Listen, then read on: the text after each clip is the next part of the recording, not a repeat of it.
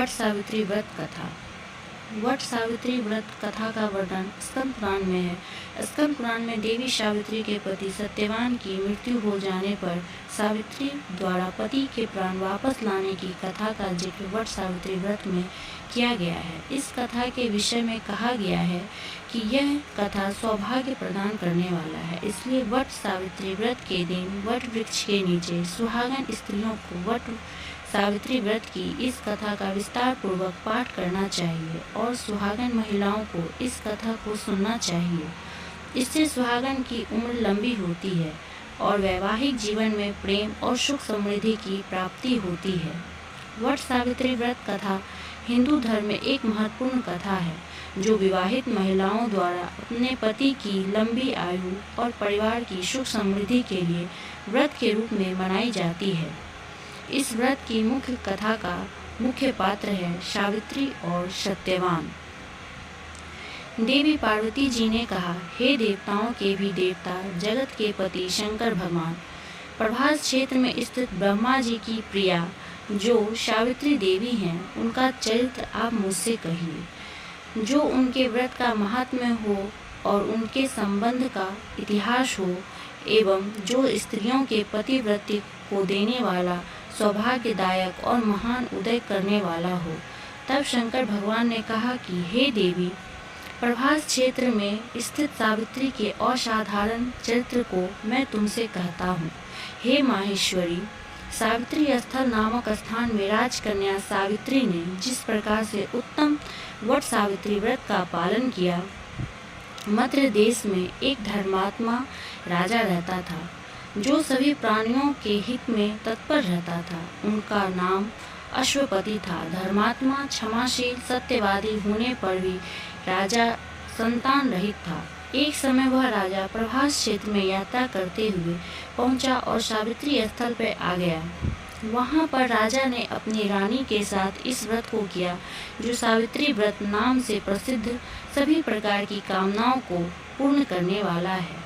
भूर्भुवः स्वः इस मंत्र की साक्षात मूर्ति बनकर स्थिति श्री ब्रह्मा जी की प्रिया सावित्री देवी उस राजा पर प्रसन्न हुई। कमंडलों को धारण करने वाली वह सावित्री देवी दर्शन देने के बाद पुनः अदृश्य हो गई।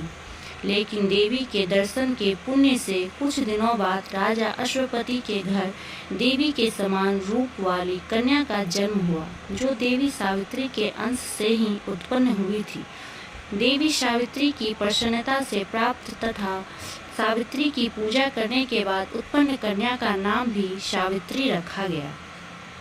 वह राजकन्या देवी लक्ष्मी के समान शोभित होती हुई बढ़ने लगी और धीरे धीरे सुकोमल अंगों वाली वह कन्या यौवन अवस्था को प्राप्त हुई। नगरवासी उस कन्या को देखकर यही समझते थे कि वह कोई देव कन्या है। कमल के समान विशाल नेत्रों वाली एवं तेज से अग्नि के समान प्रज्वलित होती हुई वह सावित्री महर्षि भृगु द्वारा कहे हुए सावित्री व्रत को करने लगी। लक्ष्मी के समान सुशोभित वह कन्या एक दिन देवी सावित्री की पूजा के बाद पिता के पास खड़ी हो गई।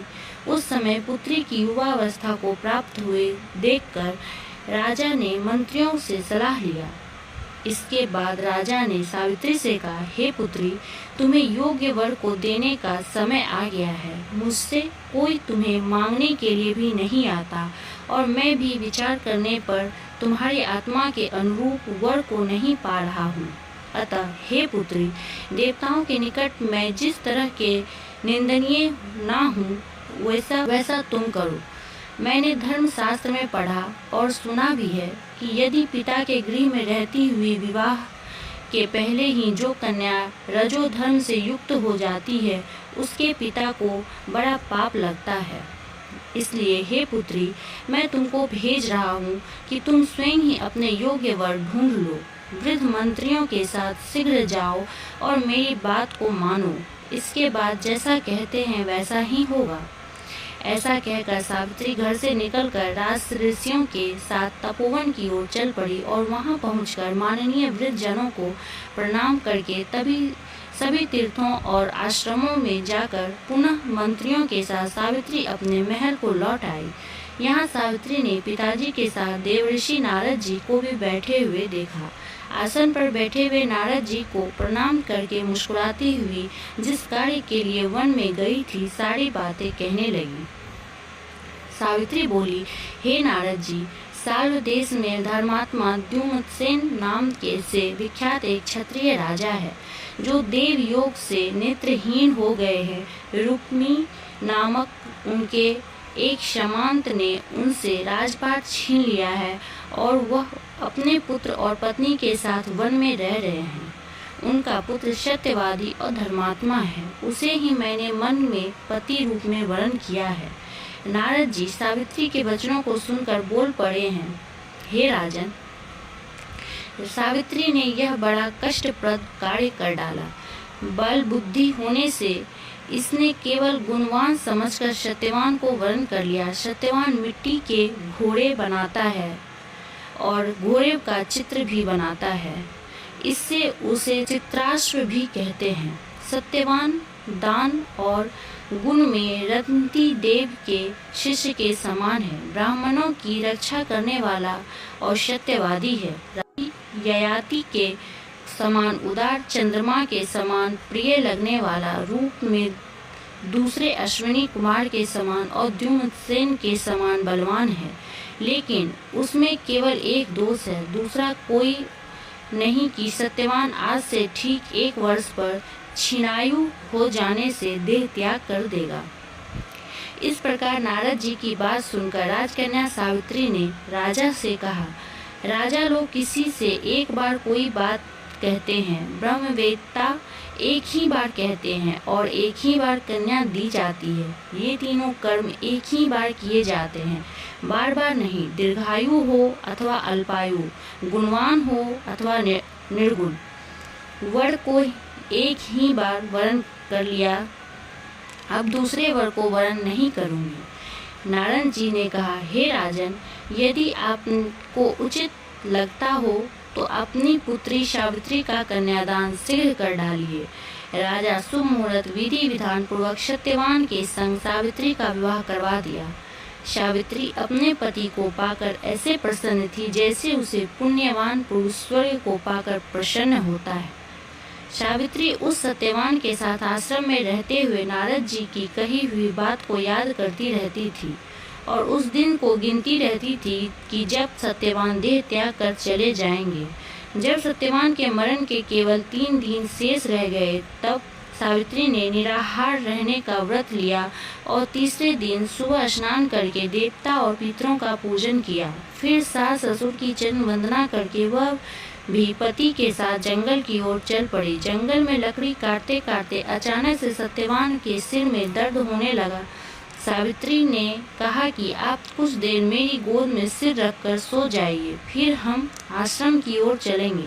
जैसे ही सत्यवान सावित्री की गोद में लेटे, वैसे ही सावित्री ने देखा कि सांवले पिंगल वर्ण वाले किरीटधारी पीत वस्त्र पहने हुए साक्षात सूर्य के समान उदित हुए पुरुष उनके सामने खड़े हैं।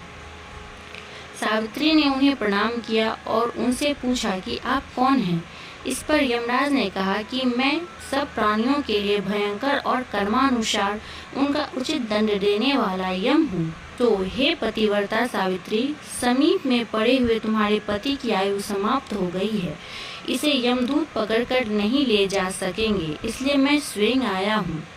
ऐसा कहकर फांस के लिए यमराज ने सत्यवान के शरीर से अंगुष्ठ मात्र शरीर वाले जीवात्मा को बलपूर्वक निकाल लिया।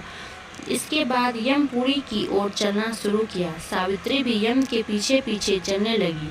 यमराज ने सावित्री से कहा कि कोई भी जीव बिना आयु समाप्त हुए यम मार्ग से नहीं जा सकता।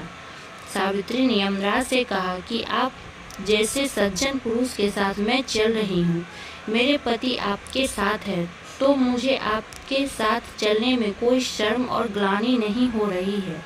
दूसरी बात, स्त्रियों के लिए इस पृथ्वी लोक में पति को छोड़कर कोई अन्य स्थान नहीं है, इसलिए मैं आपका अनुगमन कर रही हूँ। सावित्री की मधुर बातें सुनकर यम ने कहा कि मैं तुम्हारी बातों से प्रसन्न हूँ, इसलिए जो इच्छा वो वर मांग लो।